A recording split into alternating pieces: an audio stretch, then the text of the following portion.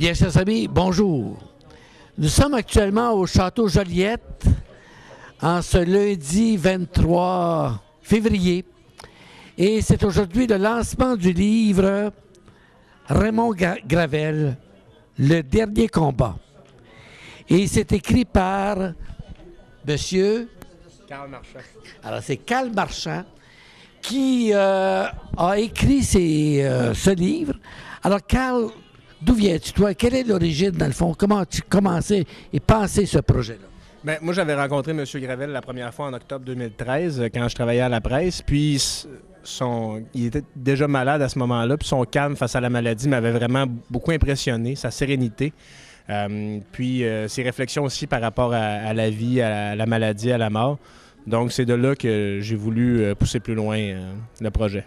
Et tu l'avais rencontré dans quelles circonstances? Moi, c'était pour le travail. Moi, j'étais journaliste à la presse à ce moment-là. Puis, la nouvelle de sa maladie avait été diffusée un peu. Puis, en même temps, c'était le projet de loi Mourir dans la dignité qui était étudié à l'Assemblée nationale. Donc, on voulait faire parler M. Gravel là-dessus. Puis, c'est vraiment là la première rencontre que j'ai eue avec lui. Et puis, de là, on connaît le goût, on pourrait dire, de notre ami Raymond pour les médias. Et tu as noué un lien avec lui. Et j'ai lu quelques pages de ton livre déjà. Et il y a un lien d'amitié même qui s'est créé entre vous, de confiance, je crois aussi. Bien, M. Gravel, je pense que s'il ne faisait pas confiance à quelqu'un, il n'ouvrait pas sa porte. Je pense que c'était quelqu'un qui était quand même sélectif. Mais évidemment, au fil des rencontres, il y a quelque chose de plus profond qui se développe que quelqu'un qu'on rencontre juste une fois. Fait que ça a donné lieu, oui, à des échanges qui ont été bien intéressants, là.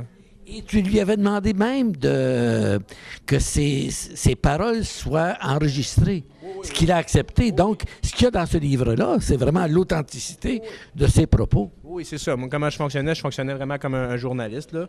J'arrivais, je partais mon enregistreuse, puis on jasait. Des fois, ça pouvait prendre une heure et quart. Puis M. Gravel, vous le connaissiez, là, il avait la parole facile. Donc, c'est ça, on s'assoyait, il était dans sa chaise berçante, puis il me jasait ça. Ça s'est passé à quel rythme, à peu près? Au début, c'était à peu près une fois par mois. Je l'ai rencontré en tout et partout une quinzaine de fois là, au fil des mois puis de sa maladie. Est-ce qu'il savait que c'était pour produire un livre? Pas au début. Comment ça s'est passé? C'est que moi, j'avais commencé à faire ça quand j'étais à la presse. Entre-temps, mon emploi à la presse s'est terminé, mais je suis allé le voir et j'ai dit, M. Gravel, je travaille plus à la presse, mais si vous voulez que je continue à venir vous voir, moi, je vais venir puis qu'on jase, je vais continuer. Puis il m'avait dit oui à ce moment-là. Puis c'est après son décès que le projet de livre s'est concrétisé parce que je trouvais que c'était une belle histoire, que c'était touchant. Puis aussi, M. Gravel, il a aidé beaucoup de monde. Il a accompagné beaucoup de malades quand il travaillait comme prêtre, mais je me disais que son histoire aussi, son combat contre la maladie pourrait apporter du réconfort aussi à ceux qui étaient dans l'épreuve dans la maladie. Et puis j'ai remarqué que dans ton livre, tu parles au moment donné de secrets même qu'il te livre. J'en sors un que j'ai lu, là. Tu as découvert que lui, il t'a dit, entre autres, « J'ai besoin d'être aimé. Ouais. » Et que ça résume beaucoup ses propos. Comment tu t'en es venu à te dire ça, puis quand il a pu l'exprimer? Bien, cette journée-là, quand il m'a dit ça, c'était une journée où il y avait quand il a su qu'il était malade, M. Gravel, il a décidé de faire une tournée des paroisses où il travaillait, puis de faire des messes, au moins une dernière messe dans chaque paroisse. Puis cette journée-là, c'était en juillet. Il avait fait 2 messes à Mascouche le matin, puis toutes les fois qu'il faisait ses messes dans ces paroisses-là, il y avait un petit party après, un petit dîner. Il y avait eu ça. Puis après, moi, je suis allé le voir dans l'après-midi, puis il allait faire des funérailles dans la région de Mascouche le soir même. C'est une grosse journée quand même, alors qu'il était malade. Puis le lendemain, il recommençait des traitements de chimio. Fait que j'y avais demandé, M. Gravel, pour quelqu'un qui recommence des traitements de chimio demain, vous auriez pu dire pour les funérailles, je vais passer mon tour. Puis il avait dit, c'est pour rendre service, j'ai besoin que le monde m'aime, c'est juste ça. Fait que, ouais. Puis comment tu as découvert après ça? Parce que dans le livre, tu mets beaucoup d'importance sur cette phrase-là. Et que beaucoup de personnes n'ont peut-être pas saisi comme toi, tu as pu le saisir là-dedans. Comment tu as pu découvrir ça, après ça, dans sa vie à lui? Bien, moi, je n'avais pas besoin d'y poser beaucoup de questions, M. Gravel. Il allait de lui-même il parlait de lui-même de choses très importantes. Puis son besoin de parler aux médias, son besoin aussi de parler aux gens. Je pense que c'est une personne qui se nourrissait beaucoup de ça, de la relation avec les gens, puis de l'amour qu'il pouvait recevoir de ces gens-là. Fait que, quand il m'a dit ça, j'ai trouvé que ça expliquait beaucoup sa personne, le moteur que ça a été dans sa vie. Puis c'est pour ça que j'y ai donné cette importance-là. Et puis, à ce moment-là, avec ce que tu viens de dire, comment tu réagis aux propos de gens bienveillants ou moins bienveillants, là, qui disent ben Raymond cherchait à être vedette ou à parler beaucoup en public, ou ainsi de suite, puis la vérité de son être. Comment tu vois ça? Je pense qu'il faisait ça pour rendre service. Puis il dit même à un moment donné, quand je suis allé le voir, quand il était hospitalisé, il disait, je me suis fait accuser de jouer à vedette souvent, mais il dit, si moi je le fais là, c'est pas pour moi, je vais mourir. Je le fais pour les autres, pour rendre service, pour montrer que, dans le fond, à travers la maladie, il disait, la maladie ne doit pas nous empêcher de vivre. Puis je pense qu'il le faisait pour rendre service. Donc c'est sûr qu'il aimait beaucoup parler aux médias, il aimait beaucoup avoir de l'attention des médias, mais en même temps, je pense qu'il y avait toujours des bonnes intentions derrière ça. Parlant des médias, est-ce que, toi tu l'as connu surtout dans les derniers temps, mais est-ce que tu as quand même senti un changement dans ses propos? Moi, je suis un de ses confrères, là. Donc, au début, quand tu as commencé à parler, ça fait déjà un bon bout de temps, il y avait des personnes qui le trouvaient très radical et puis très intempestif même par rapport à l'Église, au pape, aux valeurs, et ainsi de suite. Puis à la fin, curieusement, il y a un sentiment d'unité qui s'est fait autour de lui. Beaucoup. Beaucoup de ceux qui on peut appeler ses adversaires ou des gens qui ne pensaient pas comme lui se sont ralliés à lui parce que ses propos semblaient plus nuancés, en tout cas. Comment tu vois ça? Bien, comme je vous dis, moi, je l'ai connu à l'automne de sa vie. Donc, cette période-là dont vous parlez, je ne l'ai pas connu. Mais il était quand même encore... ce qui le gênait dans l'Église, justement, il ne se gênait pas pour le dire. Je pense que la maladie, malgré toute la tristesse, des fois, ça force des gens à se rapprocher et à se pardonner. Je pense que, puis il m'a dit qu'il avait fait la paix avec des gens dans l'Église avec qui il s'était mis en conflit avant. Donc, je pense que ça a permis ça. Ça lui a permis de se réconcilier avec des personnes avec qui il avait eu des difficultés. Mais je ne suis pas certain que ce qui le choquait par rapport à l'Église le choquait moins. Mais évidemment, je pense qu'il a pu faire la paix avec des gens avec qui il avait eu des conflits. Penses-tu que l'arrivée du nouveau pape, François, a pu être un facteur déterminant dans ses prises de propos? Ça lui faisait beaucoup de bien, en tout cas, le nouveau pape. Ça lui donnait beaucoup d'espoir. Puis c'était une source de regret pour lui de savoir qu'il voulait travailler pour ce pape-là. Il voulait aller le voir aussi. Il n'a pas eu l'occasion d'aller le voir.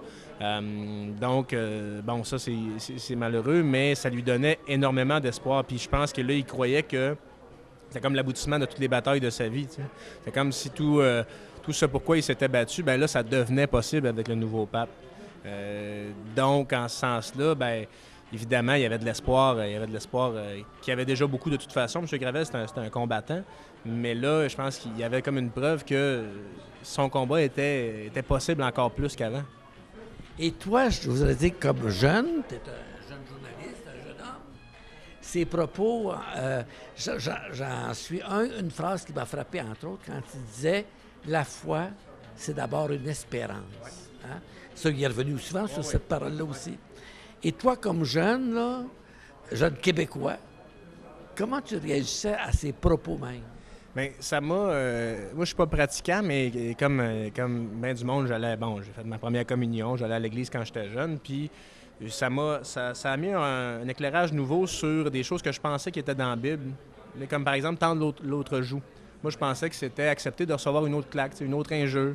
Puis il me disait, c'est pas ça que ça veut dire de ne pas se venger. Fait que ça, j'ai trouvé ça intéressant. Le fait que, oui, il espérait qu'il y avait l'espérance d'une autre vie après la mort, mais il n'en était pas certain. Il n'était pas certain de ça. Fait que ça, j'avais trouvé ça bien intéressant. Il y avait beaucoup de choses dans sa réflexion qui fait que je pense qu'il a aidé beaucoup de gens à se réconcilier aussi avec la foi puis avec la spiritualité. Puis M. Gravel, c'est un humaniste avant d'être un religieux, je pense. Puis fait que ça, j'ai trouvé ça très, très intéressant. Puis ça amène évidemment un éclairage nouveau sur des choses qui je pensais étaient, dans le fond, qui étaient erronées. Là. Ouais. Et tu as eu la chance, le privilège même, d'être là aussi dans les derniers moments. Hein? Je pense que tu en parles dans ce livre-ci. Et comment tu as vécu ça, toi, et comment lui a vécu ces derniers temps? Ça doit être impressionnant aussi. Je ne l'ai pas vu beaucoup dans les derniers temps. Il y a la dernière fois que je l'ai vu, là, il était, je pense que c'était aux alentours du 3 août. Il était quand même assez malade. Puis il y avait beaucoup de gens chez lui à ce moment-là, cette journée-là. Fait que j'ai eu le temps de lui dire un bon jour. Puis c'était la dernière fois que je l'ai vu aux soins palliatifs. J'ai pas pu le voir, il était très malade à ce moment-là. Mais M. Gravel, il avait un désir de vivre qui était contagieux. Puis il croyait vraiment que c'était possible de guérir. Il croyait vraiment qu'il allait pouvoir vivre. Puis assez que...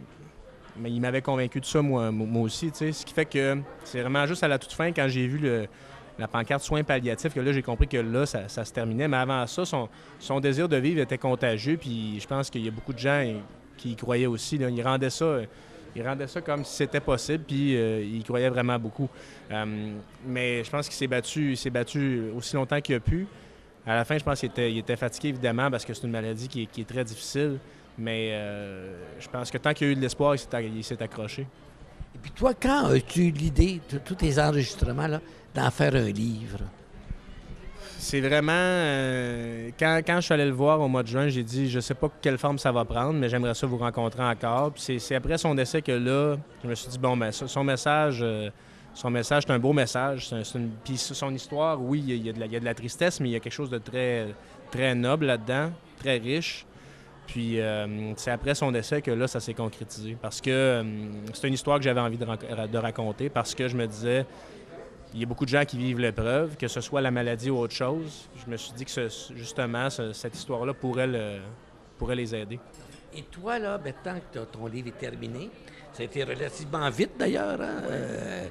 On était 6 mois de son décès, à peu près. Là. Quelles sont les valeurs que tu retiens le plus et que tu penses que les gens pourraient retenir de ce livre-là?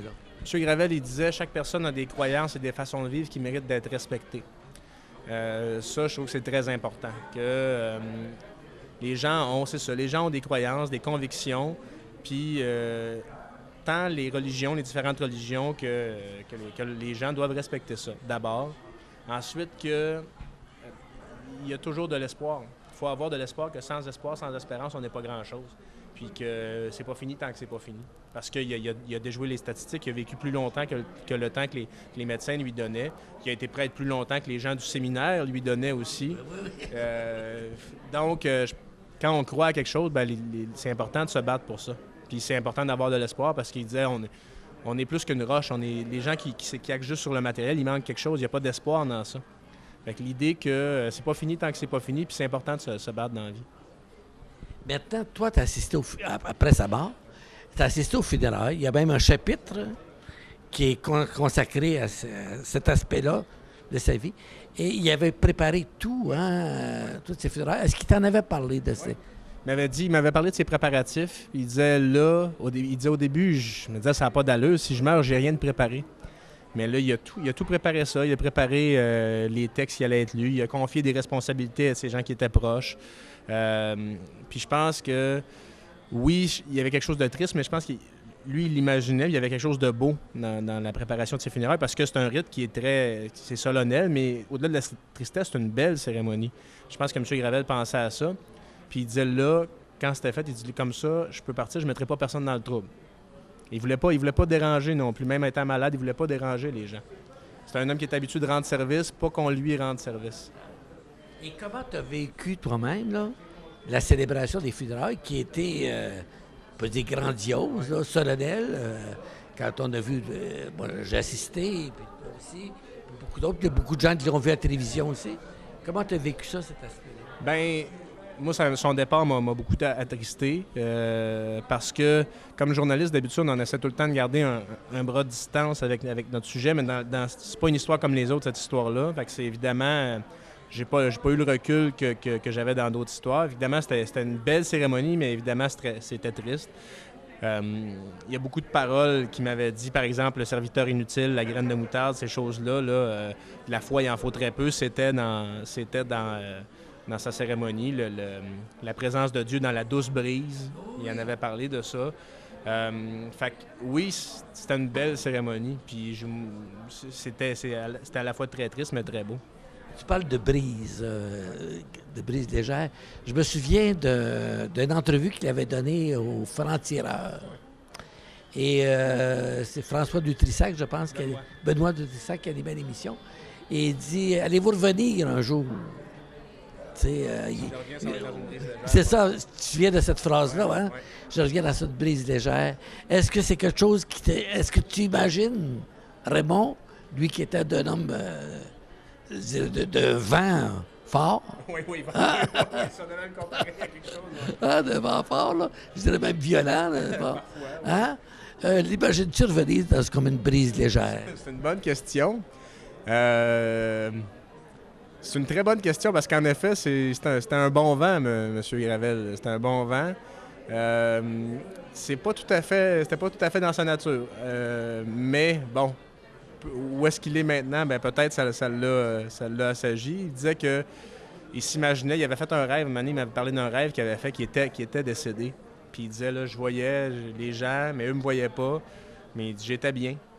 Fait que peu importe où il est maintenant ou non, parce qu'il n'était pas certain qu'il y avait quelque chose, ben je pense qu'il est bien. Puis je pense que peut-être maintenant, c'est une brise légère, ouais. Et puis toi, qu'est-ce que tu gardes de toute cette expérience-là que tu viens de vivre? C'est un homme vraiment plus grand que nature, M. Gravel. C'est un homme vraiment plus grand que nature. C'est un homme authentique qui disait ce qu'il pensait et qui pensait ce qu'il disait. Puis encore aujourd'hui, j'ai beaucoup de difficultés à trouver les mots justes pour décrire cette expérience-là, mais je suis extrêmement reconnaissant envers lui de m'avoir permis ça. Et maintenant, ce livre-là, bon, on peut le montrer maintenant à la caméra. Ce livre-là, Carl Marchand, c'est toi, un tout jeune homme, hein, qui écrit un livre, Raymond Gravel, Le dernier combat. Alors, si les gens veulent se procurer ce livre-là, où est-ce qu'on peut se le procurer? C'est en vente dans toutes les bonnes librairies. Ah bon. Donc, c'est parce que tu es un éditeur. Ben oui. L'édition du CRAM. Est-ce que c'est le CRAM de Montréal, là, les études psychologiques? Oui, c'est ça. Ah, bon. Alors, dans toutes les librairies, on peut le trouver.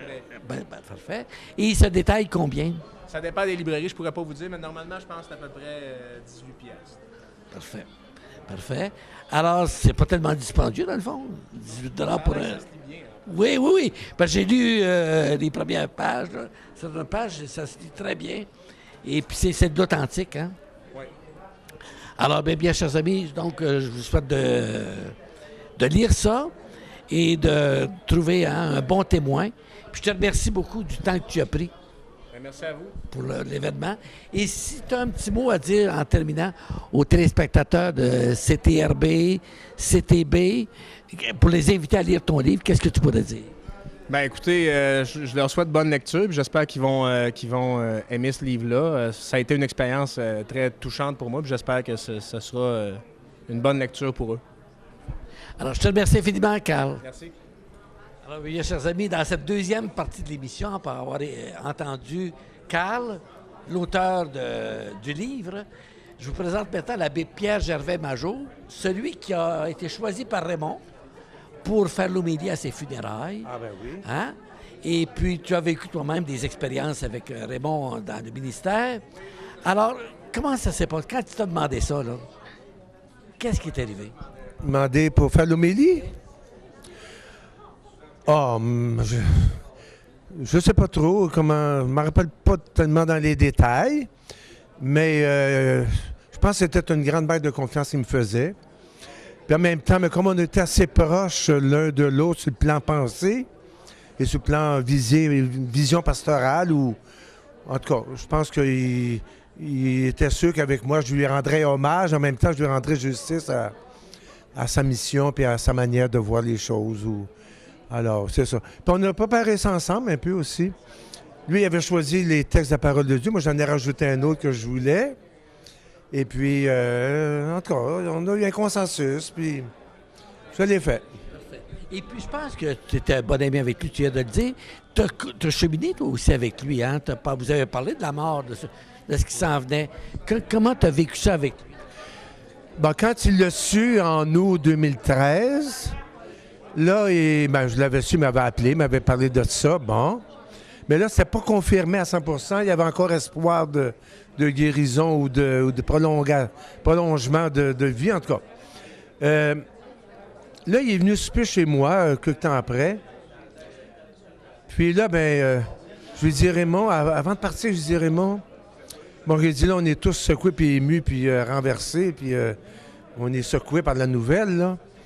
Puis là, prends le temps d'assumer puis d'encaisser cette chose-là, qui est quand même assez énorme, là. Mais j'ai dit, comme tu es très médiatisé, il faudrait que tu vives, moi je souhaiterais que tu vives en tout cas cette expérience-là bien devant le monde. Puis que tu témoignes de ce que tu vis là-dedans. Puis il y a bien des gens qui ont peut-être peur de la mort, mais tu vas peut-être les apprivoiser en leur partageant ta propre expérience. Puis j'ai dit, au lieu de vivre, tu as le choix. Ou bien tu vis ça en révolté, puis en donné, ou bien tu vis ça dans la sérénité. Puis tu fais de ta mort un grand acte prophétique. Puis c'est ce qu'il a fait, hein? Et tu l'as rencontré jusqu'à la fin? Ah oui, moi, la veille de sa mort, j'étais dans sa chambre, là, aux soins palliatifs. Comment il a vécu ça et comment tu as vécu ça avec lui? Ben, il était comme... premièrement, il était acceptant de sa situation. Il luttait pas, là, il se débattait pas, là. Il se laissait aller, là, il était acceptant. Il savait qu'il n'y avait plus rien à faire, il n'y a pas de revenez-y, comme on dit en bon québécois. Puis deuxièmement, ben, il me faisait un signe en voulant dire il n'y a plus rien à faire, tu sais, là. Il ne parlait plus l'an dernier, j'imagine. Il ne parlait plus beaucoup. Il y avait encore la voix assez éraillée à la fin, là. Peut-être pas la dernière journée, mais moi, quand je suis allé, il parlait encore, mais c'était un peu laborieux, là. Il parlait plus par le regard. Ouais. Merci infiniment, Gervais, de ce témoignage-là. Merci infiniment. Jette est une de celles qui a été choisie par Raymond pour lui rendre hommage lors de ses funérailles. Vous savez qu'à ce moment-là, différentes personnalités lui ont rendu hommage, soit au niveau politique, au niveau religieux, au niveau famille, au niveau église. Et Georgette a été choisie pour représenter, je pense, le milieu diocésain, les collaborateurs au niveau diocésain. Donc, Raymond t'avait demandé ça. Raymond, il me l'avait demandé d'abord au niveau personnel, parce que on travaillait ensemble depuis nombre d'années à l'Office de catéchèse, à l'Office diocésain de catéchèse, et on était des bons amis. On s'était vus, on avait travaillé à Saint-Jean-de-Mata aussi ensemble, parce que Raymond puis moi, on a travaillé à Saint-Jean-de-Mata, ben oui. Alors moi, je le connaissais, puis il donnait des cours de Bible. J'étais toujours là avec lui, il m'appelait son chien de garde. Parce que de temps en temps, je disais, bon, Raymond, on parle au niveau théologique quand tu dis ça. Oui, c'est ça. Et Raymond, c'était un homme bon, c'était un homme... et quand il m'a demandé ça à l'hôpital de faire un témoignage, je restais surprise d'abord. J'ai dit, t'es sûr que tu veux que je fasse un témoignage? Oui.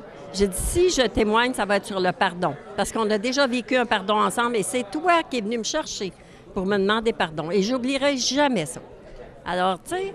Oui. Alors, c'est pour ça que, dans le fond, j'ai accepté de faire le témoignage. Je l'ai fait au nom du diocésain, parce que Raymond, c'était celui qui mettait de la vie, de la joie au diocésain. Quand il rentrait dans mon bureau, il me disait « Georgette, j'ai quelque chose à te conter. » Tu sais, tu le connais toi aussi. Alors, Raymond, c'était toujours l'homme imprévisible, celui qui nous apportait des nouvelles, celui qui nous racontait des choses, mais c'était un homme bon, un homme aussi avec un savoir au niveau biblique surprenant.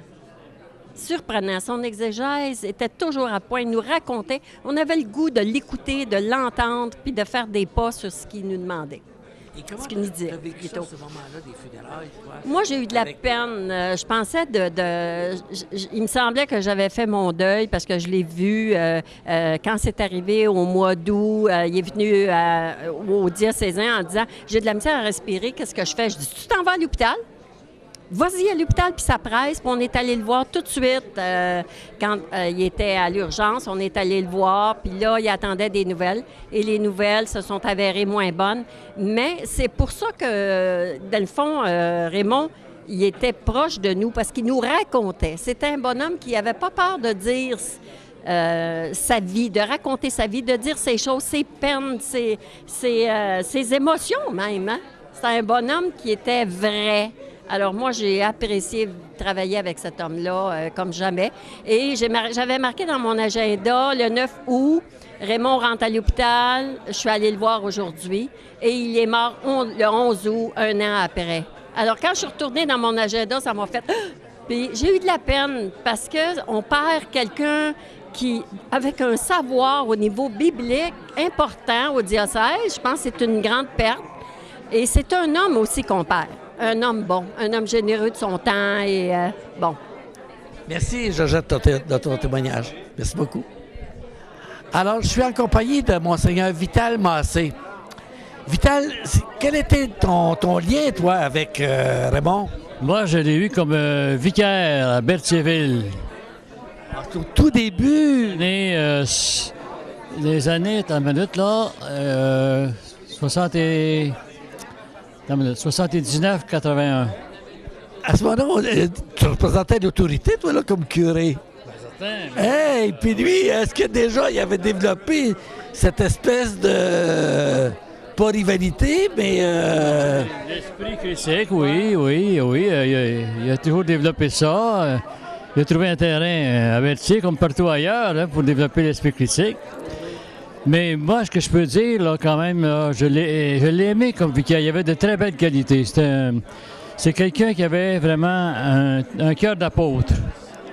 Donc il était très, très serviable. Moi, j'ai toujours eu un bon lien avec Raymond, vraiment, là. Alors, c'est demeuré d'ailleurs un ami. Depuis, on s'est revus quand je suis revenu de mon ministère, spécialement à l'extérieur du diocèse. Alors, j'étais content de le revoir, puis et vice-versa. On s'est revus quelques fois rapidement entre-temps. Mais disons, c'est que c'est un travailleur, c'est un batailleur aussi. Alors, un gars qui bataille, eh bien, souvent, il y a des morceaux de bois qui revolent quelque part, tu sais, là. Fait que c'est arrivé aussi durant le temps que j'étais avec lui. Donc, c'est pas... moi, j'ai pas eu vraiment de problème, au contraire, c'était une bonne relation. Mais je sais qu'il y a eu des difficultés avec certains personnages, là, à cause de son caractère, qui était un caractère vraiment très actif, très revendiqueur aussi. Mais c'est un bonhomme, je peux dire, c'est un bonhomme sincère. Tu sais, vraiment, il est franc, tu savais où il allait, puis c'est pas long que tu connaissais sa pensée. Donc, de ce côté-là, tu pouvais vraiment te fier que ce qu'il disait, c'est ce qu'il pensait.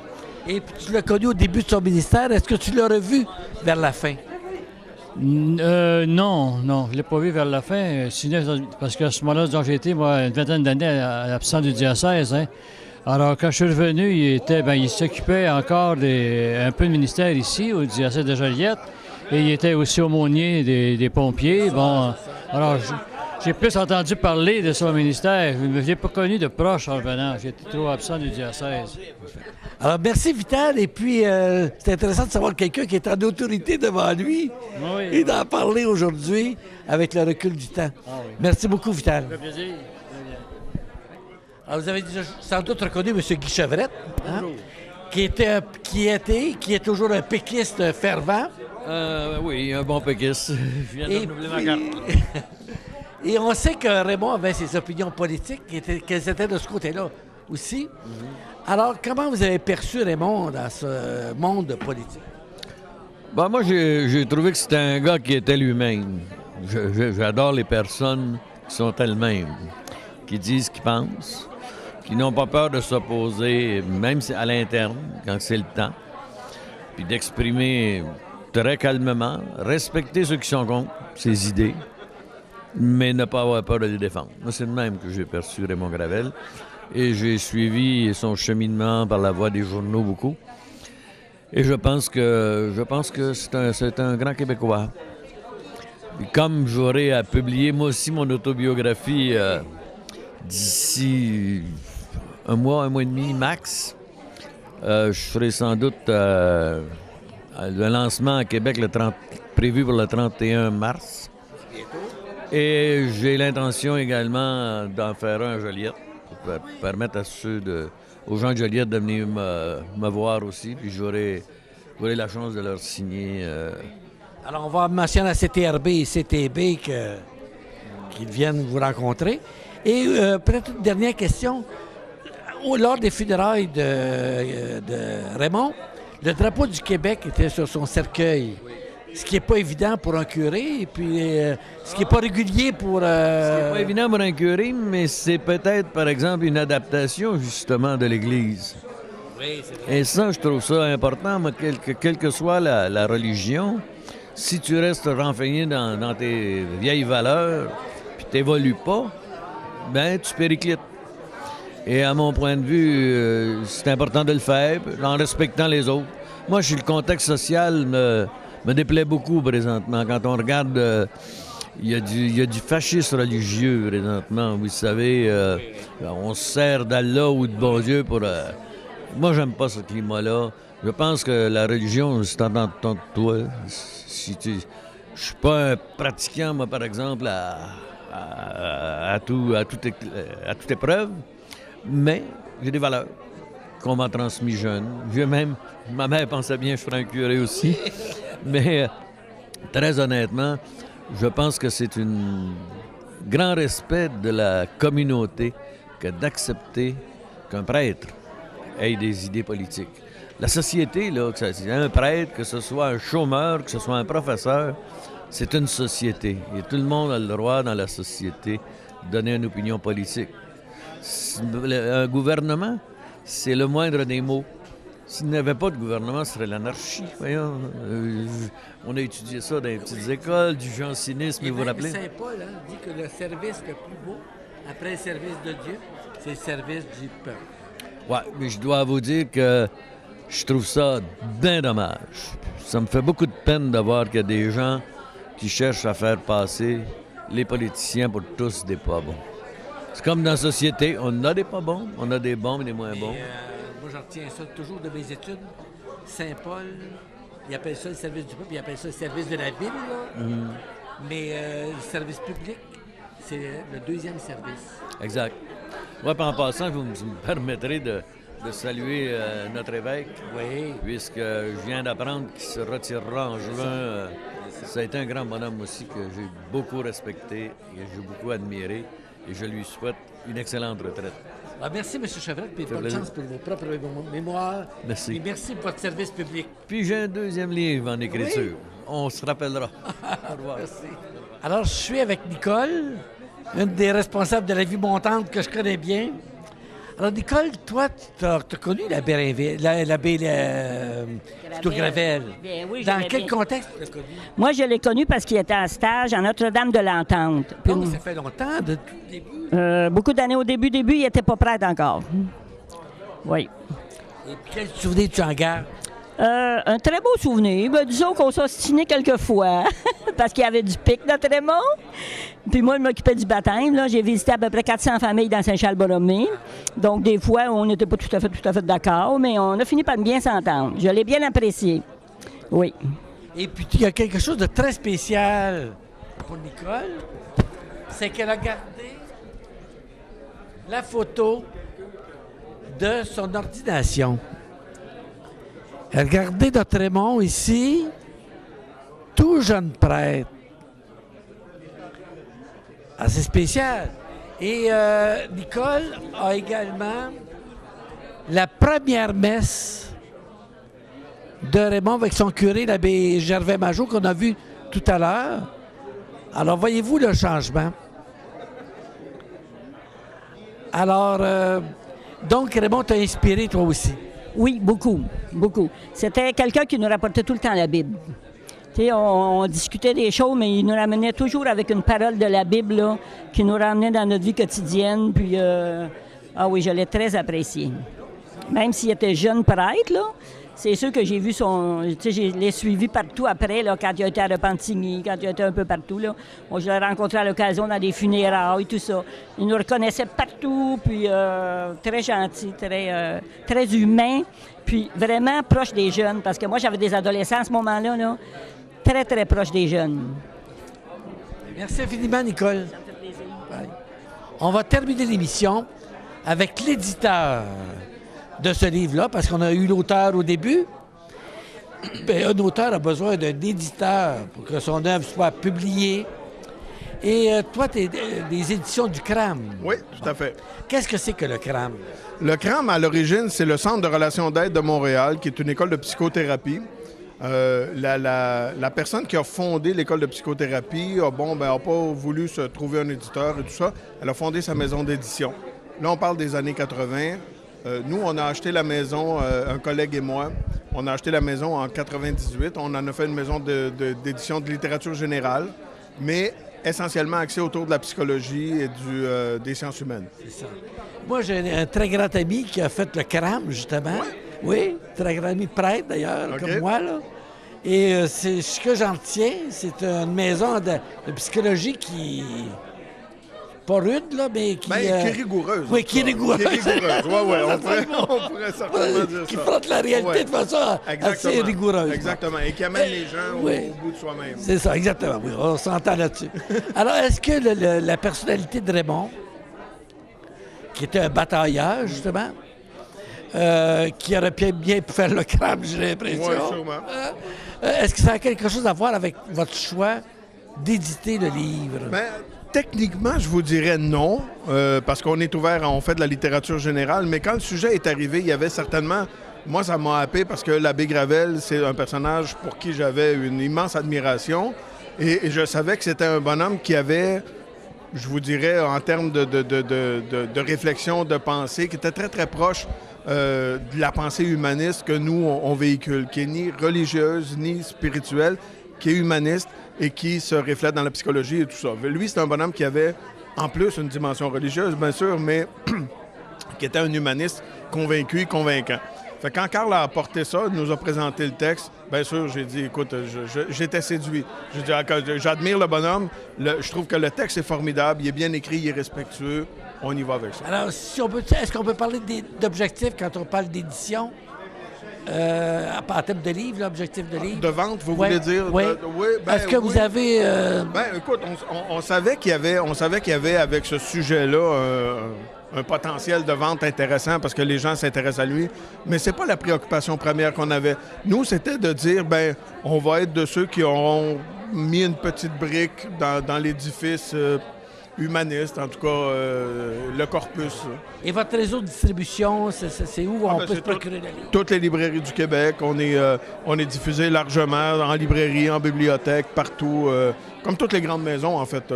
Comme le Boréal, comme les Éditions de l'Homme et tout ça. C'est le même circuit. Alors, merci infiniment. Donc, ton nom, c'est? Pierre Lavigne. Alors, Pierre Lavigne, merci infiniment. Ça m'a fait grand plaisir. Bien, chers amis, ça termine bien l'émission. Hein? Alors, vous voyez que différentes personnes ont été rejointes, différentes catégories de personnes. Alors, je vous souhaite de lire ce livre-là qui peut vraiment vous inspirer. Au nom personnel, puis au nom des éditions, et bien sûr au nom de l'auteur aussi qui saura bien vous le relayer lui-même. Je vous remercie d'être venu en grand nombre ce soir, puis de venir célébrer avec Carl ce livre qui, j'allais dire qu'il n'est pas juste un livre, qui n'est pas un ouvrage de fiction qui s'est fait plaisir avec et tout ça, qui est un travail de journaliste sur une personnalité qui a marqué la région, sur une personnalité que vous avez probablement appréciée et aimée si vous êtes ici. Ou détesté, puis vous êtes ici pareil, c'est pas important, mais c'est une personnalité qui a certainement marqué la région. Et je trouve, moi en tout cas, ça a été un projet qui a été du bonbon à faire pour un éditeur parce que d'abord, il était complet et bien écrit, mais surtout, il y avait cette qualité extraordinaire d'être un document. Au-delà de la simple relation, de relater un événement ou de faire état d'une course quelconque vers la fin de sa vie, dans ce cas ici, c'était un document journalistique extrêmement intéressant qui nous donnait la mesure d'un homme, d'un grand homme, mais un homme. Et il n'y avait pas dans ce document-là d'hagiographie, il n'y avait pas une sanctification, il y avait juste un journaliste qui avait bien fait son travail et qui avait saisi l'essence même d'un homme, d'un grand homme, je le répète, mais d'un homme pareil, et qui nous a raconté ça avec extrêmement avec beaucoup de sensibilité et avec comment je pourrais dire, une discrétion, une capacité de se retirer comme sujet et de nous raconter ça. Ça donne le livre que vous avez entre les mains et qui, s'il ne vous touche pas, j'en serais extrêmement surpris parce que c'est un livre qui est touchant, qui est bien écrit, qui est beau, qui est bouleversant, mais qui surtout nous donne l'heure juste sur une personnalité hors du commun que vous avez côtoyé, que vous avez vu, que vous avez rencontré et qui avait ses ondes d'ombre, qui avait ses ondes de lumière aussi, comme tout le monde. T'sais. Et ça, Carl a fait un travail formidable là-dessus. Et Carl a été un auteur formidable pour un éditeur aussi, parce que ça a été un travail qui s'est fait rapidement. Tout est rentré rentré au poste, comme on dit. À partir du moment où il m'a proposé le texte, on s'est entendu, on est tout de suite tombé d'accord sur tout, en fait, sur tout. Puis on a dit, ce texte-là, voici, il faut qu'il sorte, il est important, il est bien. On a essayé d'en faire le plus beau livre possible. On a essayé de vous donner un objet qui soit aussi intéressant à tenir qu'à lire. Mais ça c'est notre travail. Mais ce qui est important, fondamentalement, c'est le travail que Karl Marchand a fait de recherche, de travail, d'analyse, d'écriture et tout ça. Et ça, c'est dans le livre. Et on en est très, très fiers. Nous, c'est un livre qu'on est très, très, très content de compter dans notre catalogue. Mais pour vous en parler encore beaucoup mieux que je pourrais le faire, je vous présente l'auteur Karl Marchand. Quoi dire? Je vous remercie sincèrement d'être là.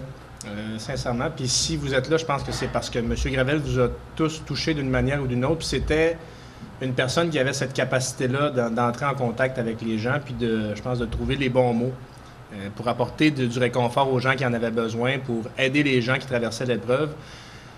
Puis M. Gravel, c'est une personne hors norme qui laissait personne indifférent.